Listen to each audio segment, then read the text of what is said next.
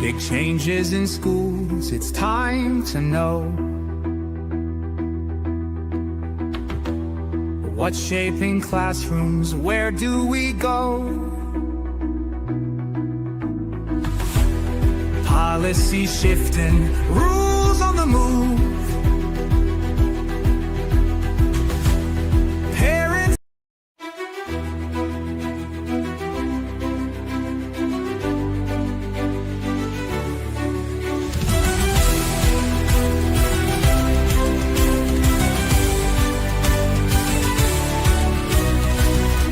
Big changes in schools, it's time to know what's shaping classrooms, where do we go? Policy shifting, rules on the move. Parents.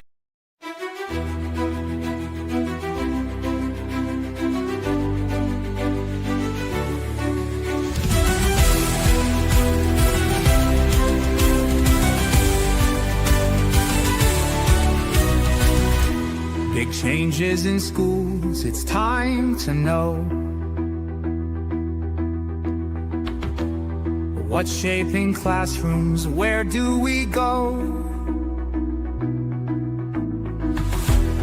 Policy shifting, rules on the move.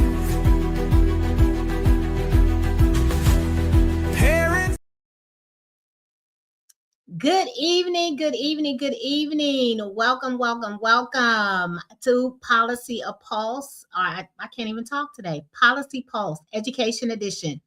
My name is Katina Taylor, and I'm your host this evening. It feels like I haven't been with you all for quite some time, so I am extremely, extremely excited. First and foremost, if you haven't already, I want you to invite someone in, share the broadcast, right? Like it. Get some pen, get some pen, get some paper, get a pen, get a pencil, a writing utensil, screenshot, do whatever it is you need to do to digest this information and share it with others. You will not regret it. All right. So I just want to welcome you all and say thank you for being here. If for some reason you're on the Dreams KC Facebook page, we had some difficulties. So go over to my personal page, Katina with a C, K, middle initial, Taylor, and you will see the broadcast there.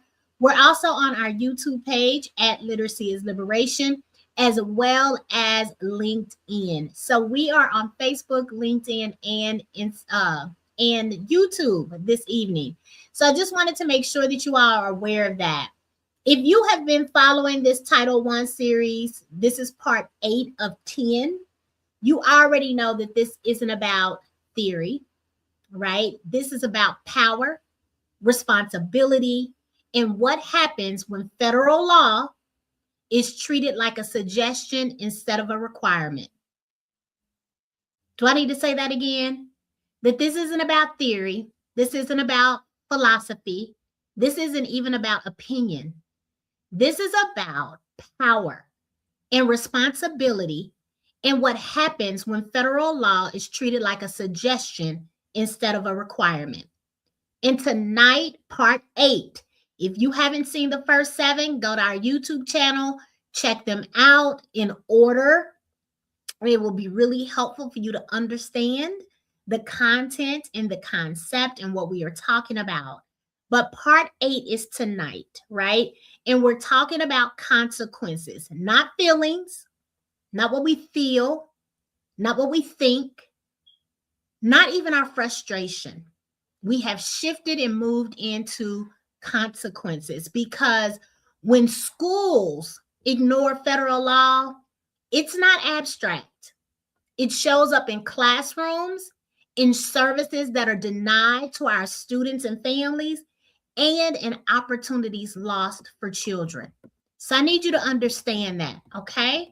I just want you to be really, really clear on what we're talking about tonight. So that being said, I'm going to, let's see, there we go. All right, y'all see that? Let me know if you see it, right? And we're going to be asking a simple question tonight. You see it here on the slide. What actually happens when schools ignore federal law? Specifically, we're talking about Title I. And just as important, why should parents and community members care? Why should you care? Grandparents, parents, community, when schools and school districts ignore federal law, specifically Title I. So that's what we're talking about tonight. I want you to be really, really clear what the conversation is about, right? So please understand and know that that's where we are. And I'll just give you all, for those of you that are new here, a little bit about me. You can see it up on the screen. But I came to this conversation as a veteran educator of 15 years. I've been in the ecosystem for 25. This year, 26. Lordy B. I'm a literacy advocate. I'm a legal thinker. You see the JD at the end of my name? And I sit and operate and move within policy spaces so that I am assured and aware of what is happening and how our students and our families are impacted. And that combination of things and experiences matters because policy only works when people understand how to use it. And my goal is to equip you, empower you so that you understand how to use policy for the benefit of your children, educators of your students, okay? Community members for your community. So I want to be really, really clear about that, okay? All right, I hope you guys are following with me. We're going to get into the meat really quick. But before I do that, I want to make sure I always make this disclaimer so you are clear that this is not legal advice. I'm not coming to you giving you legal advice. This is policy education. And my goal is to help you understand how the system is supposed to function and what leverage exists when it doesn't. Because if you don't know how to leverage things, then you can't change things. You can't regain the power that the legislation or the statutes or the law has given you. This series is for information and empowerment. I, again, am not giving you legal advice. I'm only giving you language, strategies, and confidence to be the informed advocate federal law already says that you are. I want you to operate in your power. I'll always say this, and I'll say it again tonight. The views and opinions expressed in this broadcast are mine and mine alone, and they do not represent the views and or opinions of Dreams KC or of any of my partners, funders, or clients, okay? So I always like to give that disclaimer so people understand and know who I am, the space in which I'm operating from. And so you can't go out and say, Katina said this is legal advice and all of that. Nope, not doing that at all. I am an educator and I use this time to educate and empower. All right. So that said, I'm ready to make sure you all understand what we're talking about when we start talking about education policy. And education policy is often treated like background noise. There's a whole lot going on in the political landscape right now. And so education can often get lost, but it is imperative that it doesn't get lost and that we keep our finger on the pulse because a lot of things in the larger political landscape are impacted by what's going on, or the education space can be a trigger to inform us of what's going on in the larger landscape, okay? So I want to make sure you all understand that. Good evening, good evening, good evening. Thank you for joining in. I really appreciate you for sure. Please share out the broadcast. Make sure you hit that like button, subscribe if you're on YouTube, all the things, all right? So again, but policy really is the operating system of public education. It determines who gets resources, who makes decisions, and who is accountable when things go wrong. Who gets resources, who's making decisions, and then who can we hold accountable and responsible when things go wrong. So I need us to be aware that that's what we're talking about when we talk about education policy, okay? So Title I, I will tell you, is one of the clearest examples of education policy because it comes with money and it comes with conditions. Y'all hear me? Title I comes with money and it comes with conditions. So before we leave tonight, and I'm going to tell you, I'm going to sound like a preacher. I won't be before you very long tonight. We're going to hit it. We're going to quit it. I'm going to give you the things you need to understand and know. But this is where we're located. We're going to be talking, or where we're headed, rather. We're going to be talking about what federal law actually requires and the real consequences when districts don't comply, and what you as parents and guardians of K-12 students can do strategically, not emotionally.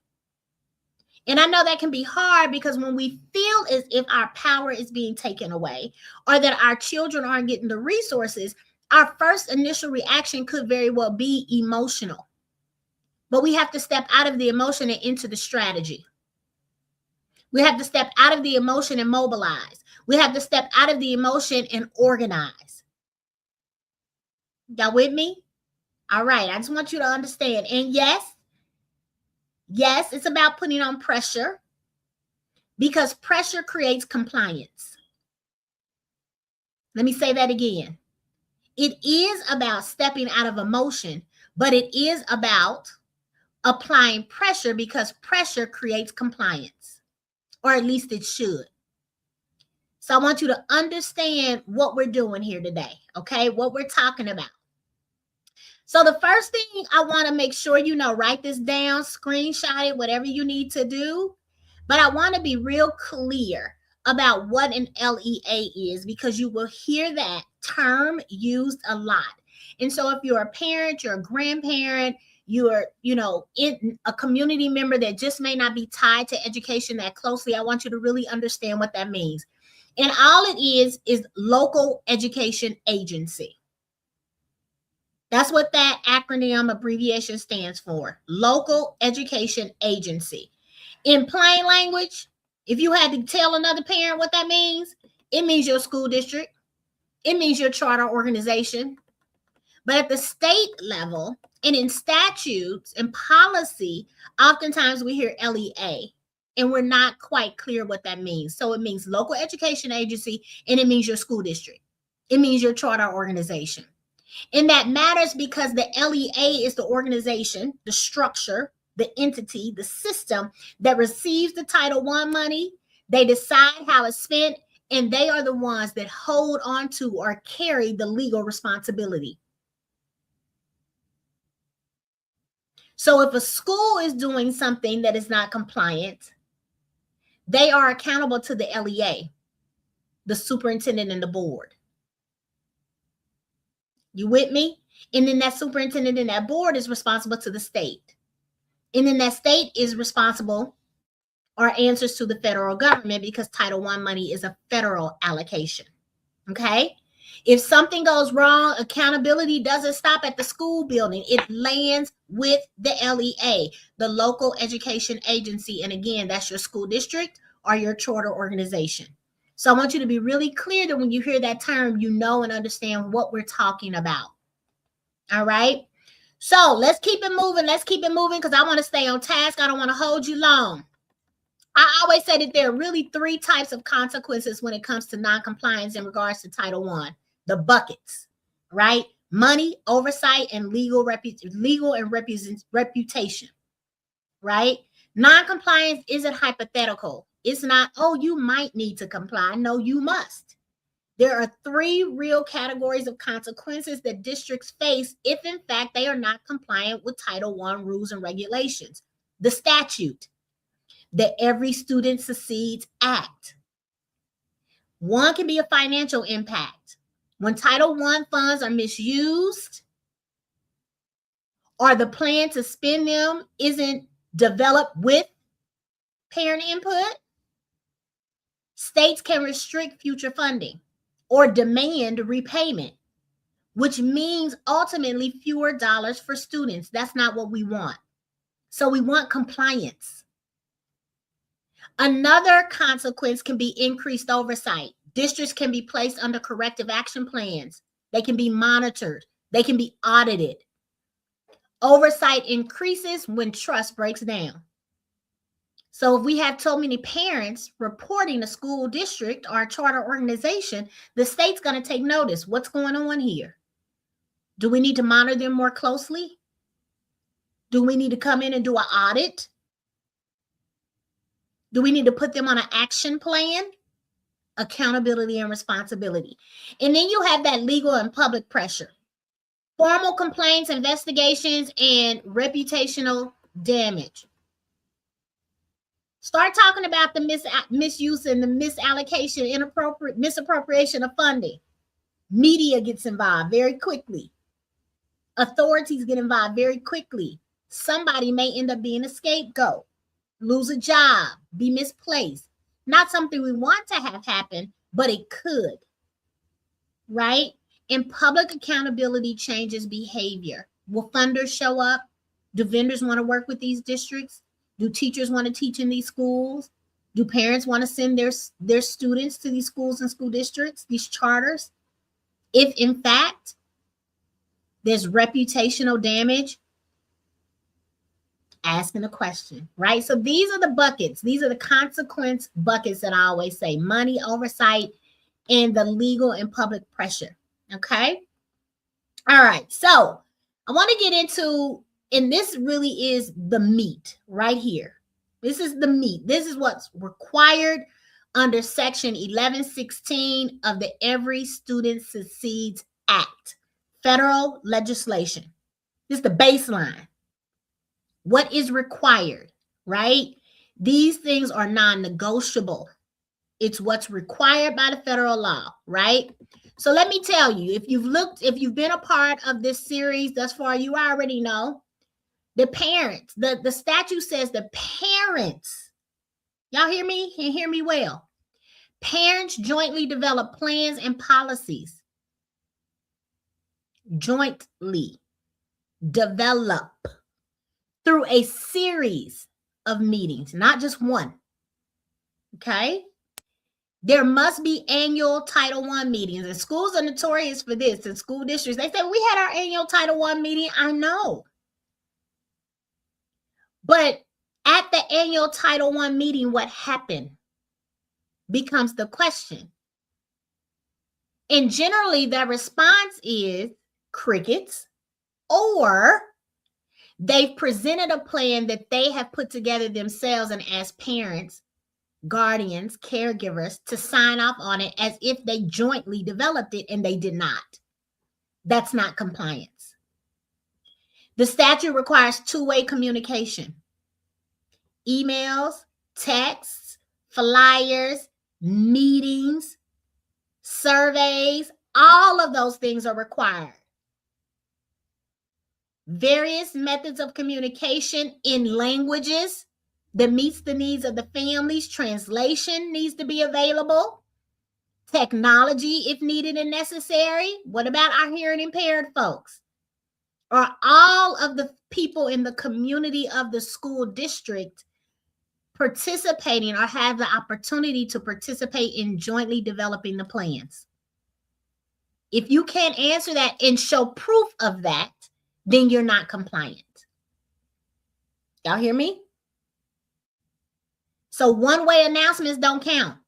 Don't tell me to show up at a meeting and sign a sign-in sheet as if I've done something when I haven't.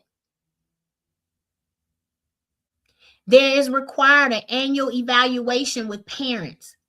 The survey that we often get shouldn't just be to check the box. No, you take that feedback and you utilize that feedback to evaluate how beneficial the allocation of the money in our programming has been.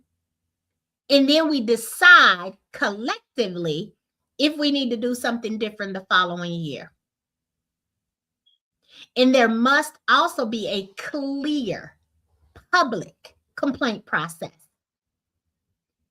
So if I am not aware of the complaint process, if no one is aware of the complaint process, we have a problem. This is what the federal statute requires. The Every Student Succeeds Act, ESSA, is in Section 1116. Katina didn't make this up. This is what the statute says.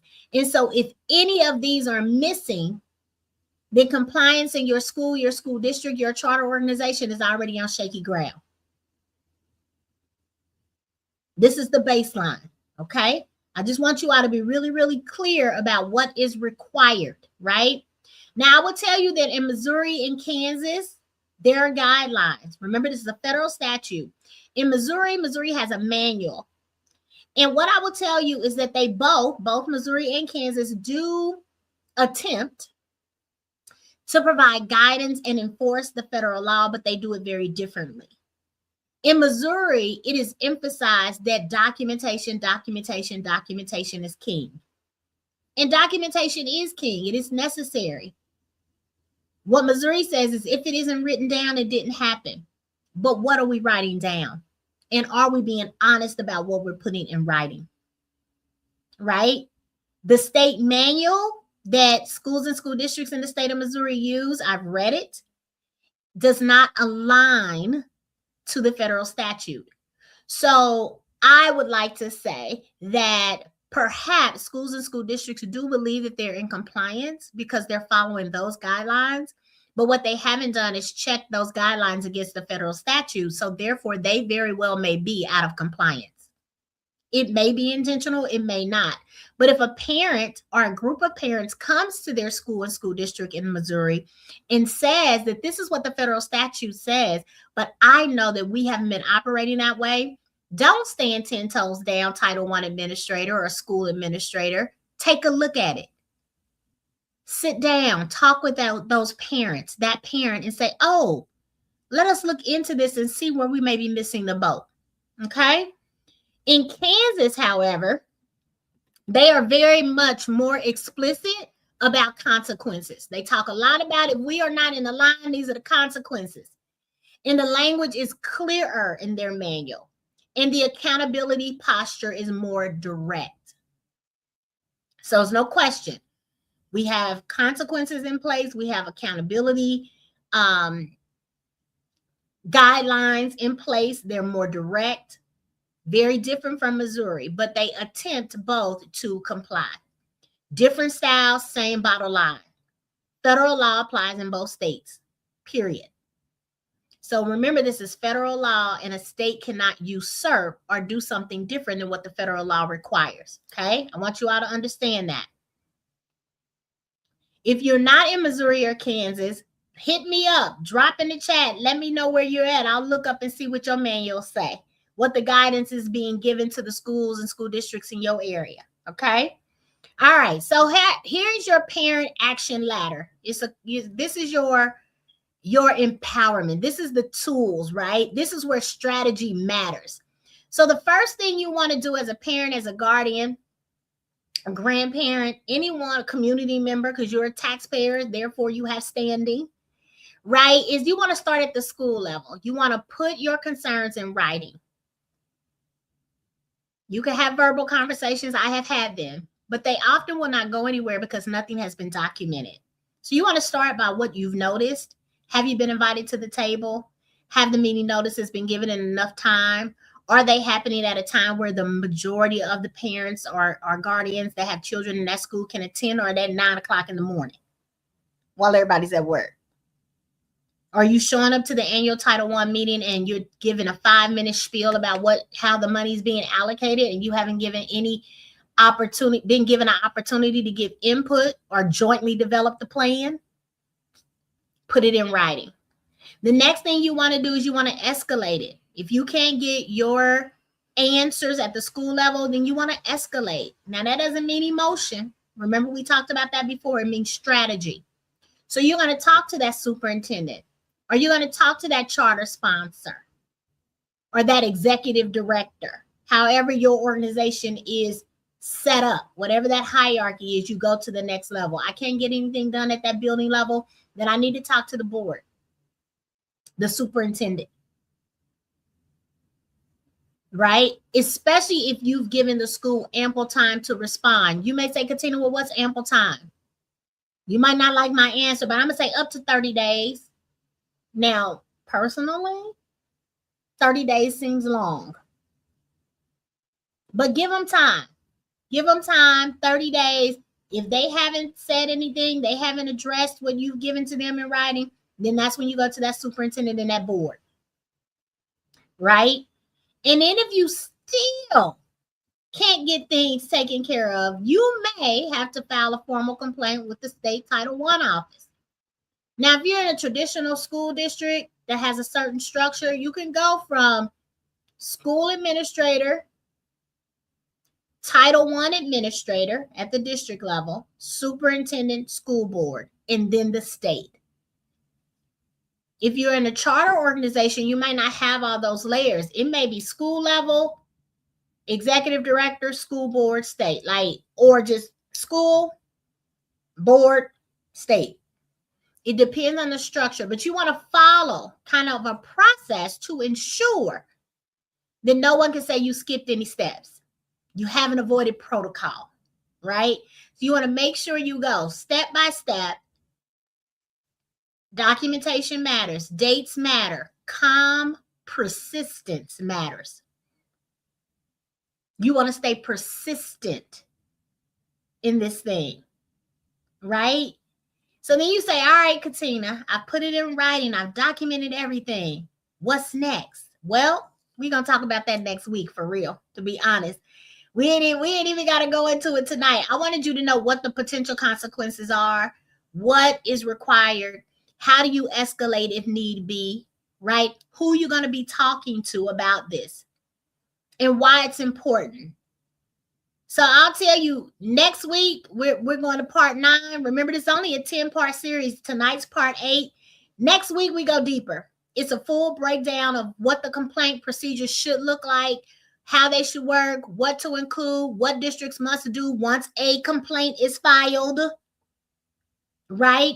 And then that following week, we're wrapping up the series and we'll shift into something else. So don't think we're done. Okay, I want to make sure you understand we aren't done after the series, right? So part 10, what we talk about is building effective parent coalitions, mobilizing and organizing, because in order to address something that has been long-standing, like non-compliance with Title I, you have to mobilize and organize, and it has to be collective movement, because collective action is what changes outcomes.